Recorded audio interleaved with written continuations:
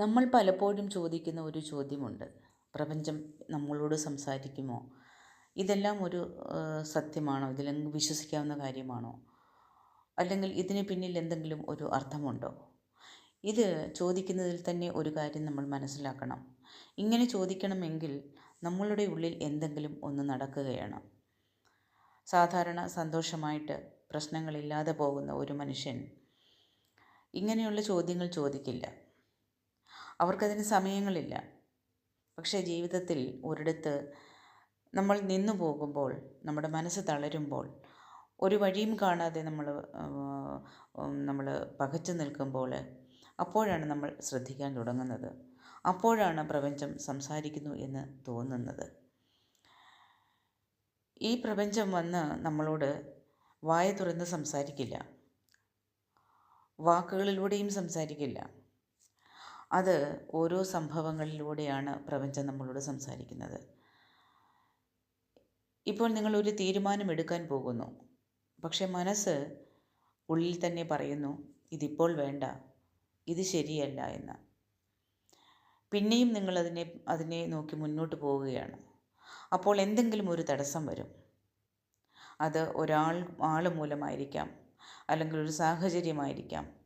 പലപ്പോഴും അത് വേദനയായിരിക്കും. അപ്പോൾ നമ്മൾ എന്താണ് പറയുന്നത്? അതൊരു ശാപമാണ്, അല്ലെങ്കിൽ എന്തോ ഒരു ദോഷം കൊണ്ടാണ് എനിക്കിത് സംഭവിച്ചത്, തടസ്സമുണ്ടായത്. പക്ഷേ യഥാർത്ഥത്തിൽ അത് ഒരു വാണിംഗ് ആണ്. അപ്പോൾ ഇങ്ങനെ പ്രശ്നങ്ങൾ വരുമ്പോൾ നമ്മളുടെ ഒരു പ്രശ്നം എന്താണെന്നറിയാമോ? നമ്മൾ പ്രപഞ്ചത്തിൻ്റെ ശബ്ദം കേൾക്കുന്നത് അത് നമ്മളുടെ ഒരു വേദന കൊണ്ടാണ്, വേദനയിൽ കൂടെ മാത്രമാണ് അത് കേൾക്കാൻ പറ്റുകയുള്ളൂ. ഒരു നല്ല കാര്യങ്ങൾ നമ്മുടെ ജീവിതത്തിൽ വന്നാൽ നമ്മൾ പറയുന്നത്, എൻ്റെ ഭാഗ്യം, അല്ലെങ്കിൽ എൻ്റെ ശ്രമം കൊണ്ട്, അല്ലെങ്കിൽ എൻ്റെ പണം കൊണ്ട്, അല്ലെങ്കിൽ എൻ്റെ കഴിവ് കൊണ്ട് എന്ന് പറയും. അതേസമയം ഒരു ചീത്ത വിഷയം എന്തെങ്കിലും ഒന്ന് നടന്നു പോയാൽ, എന്താ ദൈവമേ എന്ന് ചോദിക്കും. അല്ലെങ്കിൽ അത് മറ്റാരോ മുഖാന്തരമാണ് നമ്മൾക്കത് സംഭവിച്ചത്. പുറത്തേക്ക് നമ്മൾ കണ്ണുകൾ പോകും. പക്ഷേ രണ്ടും ഒരേ സോഴ്സിൽ നിന്നാണ് വരുന്നത്. ഇപ്പോൾ ഒന്ന് ചിന്തിച്ച് നോക്കിയാൽ നമ്മൾക്കത് മനസ്സിലാവും. ഒരാളെ നിങ്ങൾ ജീവിതത്തിൽ നിന്നും നിങ്ങൾക്ക് നഷ്ടപ്പെടുന്നു. അത് ഒരുപക്ഷെ ബന്ധമായിരിക്കും, അല്ലെങ്കിൽ ഒരു സ്നേഹമായിരിക്കും, അല്ലെങ്കിൽ എന്തെങ്കിലും ഒരു വിഷയത്തെ സംബന്ധിച്ചുള്ള ഒരു പ്രതീക്ഷയായിരിക്കും. അപ്പോൾ നമ്മൾ കരയും, തകർന്നു പോകും. ഇതെനിക്ക് എന്തിനാ എന്ന് ചോദിക്കും. ഇതെന്തുകൊണ്ടാണ് എനിക്ക് സംഭവിച്ചത്? പക്ഷേ കുറച്ച് കാലം കഴിഞ്ഞ് നമ്മൾ തിരിഞ്ഞു നോക്കുമ്പോൾ അവിടെ നമ്മൾ തന്നെ പറയും, അന്ന് എനിക്കിത് നടന്നില്ലായിരുന്നെങ്കിൽ ഇന്ന് ഞാൻ ഇതാവില്ലായിരുന്നു. അത് തന്നെയാണ് പ്രപഞ്ചത്തിൻ്റെ ഭാഷ. അപ്പോൾ ഈ പ്രപഞ്ചം നമ്മളോട് സംസാരിക്കുന്നത് ഒരിക്കലും നമ്മളെ പേടിപ്പിക്കാൻ വേണ്ടിയല്ല. ഓരോ സംഭവങ്ങൾ നമ്മുടെ ജീവിതത്തിൽ നടക്കുമ്പോൾ നമ്മളത് ഭയപ്പെടുകയാണ്. അപ്പോൾ നമ്മൾ മനസ്സിലാക്കേണ്ടത്, ഈ പ്രപഞ്ചം നമ്മളെ കറക്റ്റ് ചെയ്യുകയാണ്. ഈ ഞാൻ പോകുന്ന പാതയിൽ എന്തോ ഒന്ന് തെറ്റായിട്ട് സംഭവിക്കാൻ പോകുന്നു. അപ്പോൾ പ്രപഞ്ചം എന്നെ ഒന്ന് ബോധപൂർവം എന്നെ അതിൽ നിന്ന് പിന്തിരിപ്പിച്ച് വേറൊരു വഴിയിലൂടെ കംഫർട്ട് സോണിലേക്ക് എത്തിക്കാൻ പോകുകയാണ് എന്നൊരു ചിന്ത. ആ ചിന്ത ഉണ്ടാകുന്നവർ രക്ഷപ്പെടും. ഇപ്പോൾ ഒരു കുട്ടി തീയിൽ കൈ വയ്ക്കാൻ പോകുമ്പോൾ അമ്മ അടിക്കും, അല്ലേ? അപ്പോൾ കുട്ടിക്ക് എന്താണ് തോന്നുന്നത്? അമ്മയ്ക്ക് എന്നോട് സ്നേഹമില്ല, അല്ലെങ്കിൽ അമ്മ എന്നോട് എതിരിയാണ് അമ്മ, അങ്ങനെയൊക്കെ ചിന്തിക്കും. പക്ഷേ അമ്മയ്ക്കറിയാം ആ കുട്ടി ആ തീയിൽ തൊട്ടാൽ അതിൻ്റെ കൈ പൊള്ളുമെന്ന്. അതിനെ രക്ഷിക്കാൻ വേണ്ടിയാണ് അമ്മ അവിടെ ശിക്ഷിക്കുന്നത്. അതേപോലെ തന്നെയാണ് നമ്മുടെ ജീവിതത്തിലെ പല കാര്യങ്ങളും നമ്മൾക്ക് തിരിഞ്ഞടിക്കുമ്പോൾ അത് അങ്ങനെ ആ പ്രപഞ്ചം നമ്മളെ ഒന്ന് സംരക്ഷിക്കുന്നതിനുള്ള പുറപ്പാടാണത്. ഇനി ഭഗവാൻ മഹാദേവൻ്റെ കാര്യത്തിൽ പറഞ്ഞാൽ, ഭഗവാൻ നേരെ വന്ന് നീ ഇത് ചെയ്യരുത് എന്ന് പറയില്ല. ഭഗവാൻ എപ്പോഴും സൈലൻസ് ആണ്.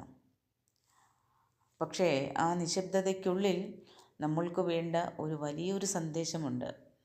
നമ്മൾ തെറ്റായ വഴിയിൽ പോകുമ്പോൾ നമ്മുടെ മനസ്സൊരിക്കലും ശാന്തമാകില്ല.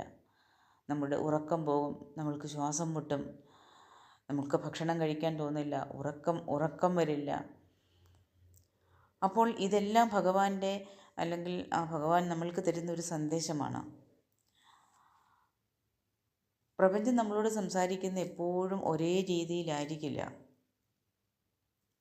അത് ഭഗവാൻ ഈ പ്രപഞ്ചം സംസാരിക്കുന്നത് ഒരുപക്ഷെ നിങ്ങൾക്കുണ്ടാകുന്ന ഒരു നഷ്ടത്തിലൂടെ ആയിരിക്കാം, ഇല്ലെങ്കിൽ വേറൊരാൾക്കൊരു രോഗത്തിലൂടെ ആയിരിക്കാം, മറ്റൊരാൾക്ക് ഒരു വാക്കിലൂടെ ആയിരിക്കാം, ഒരു വീഡിയോ, ഒരു പാട്ട്, അല്ലെങ്കിൽ ഒരു അന്യരുടെ ഒരു വാക്ക്. അപ്പോൾ ഇത് കേൾക്കുമ്പോൾ ഇത് എനിക്ക് തന്നെയല്ലേ എന്ന് നിങ്ങൾക്ക് തോന്നുന്നുണ്ടോ? ആ തോന്നലുണ്ടെങ്കിൽ അതാണ് ഈ പ്രപഞ്ചം നിങ്ങൾക്ക് തരുന്ന സിഗ്നൽ. ഒരു കാര്യം എനിക്ക് ഉറപ്പായിട്ടും പറയാൻ പറ്റും. എന്താണെന്ന് ചോദിച്ചാൽ, നിങ്ങൾ ചോദിക്കുന്നുണ്ടെങ്കിൽ, നിങ്ങൾ അന്വേഷിക്കുന്നുണ്ടെങ്കിൽ തീർച്ചയായിട്ടും നിങ്ങൾക്ക് ഉത്തരങ്ങൾ കിട്ടും. പക്ഷേ അവ നിങ്ങൾ പ്രതീക്ഷിക്കുന്ന രൂപത്തിലായിരിക്കില്ല എന്ന് മാത്രമേ ഉള്ളൂ. നിങ്ങൾ ആഗ്രഹിക്കുന്നത് എപ്പോഴും കംഫർട്ട് സോണാണ്. കംഫർട്ടിലായിരിക്കണം ഞാൻ, എനിക്കൊരു പ്രശ്നങ്ങളും എന്നെ ബാധിക്കരുത്.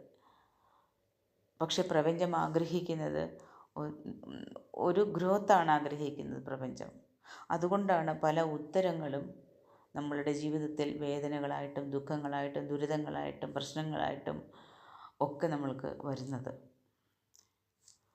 അപ്പോൾ ഈ പ്രപഞ്ചം നമ്മളോട് സംസാരിക്കുന്നത് നമ്മളെ ഒരിക്കലും തകർക്കുവാൻ വേണ്ടിയല്ല, നമ്മളാകാനാണ്. നമ്മളെ മറക്കുന്ന നിമിഷങ്ങളിൽ നമ്മളെ ഒന്ന് ഓർമ്മിപ്പിക്കുവാൻ വേണ്ടിയാണ്.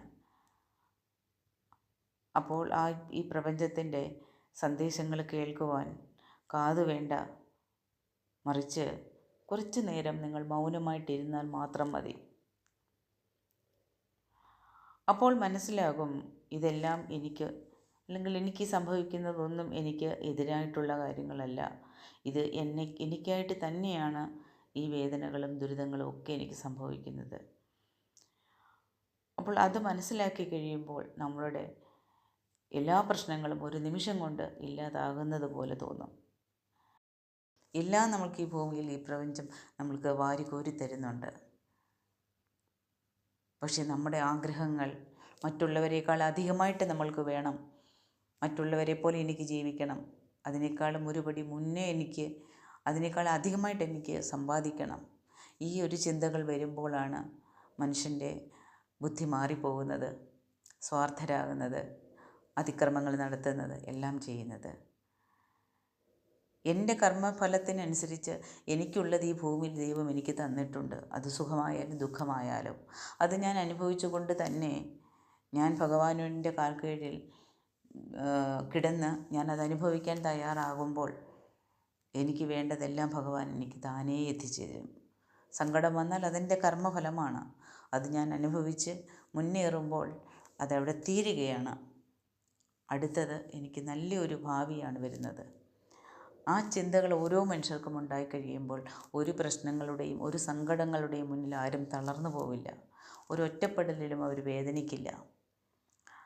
ശ്വാസത്തെ ശ്രദ്ധിക്കുക, ആ ശ്വാസത്തിലൂടെ ഭഗവാനോട് സംസാരിക്കുക, മെഡിറ്റേഷൻ എടുക്കുക. എല്ലാവർക്കും നല്ലൊരു ദിനം ആശംസിക്കുന്നു. നന്ദി, നമസ്കാരം.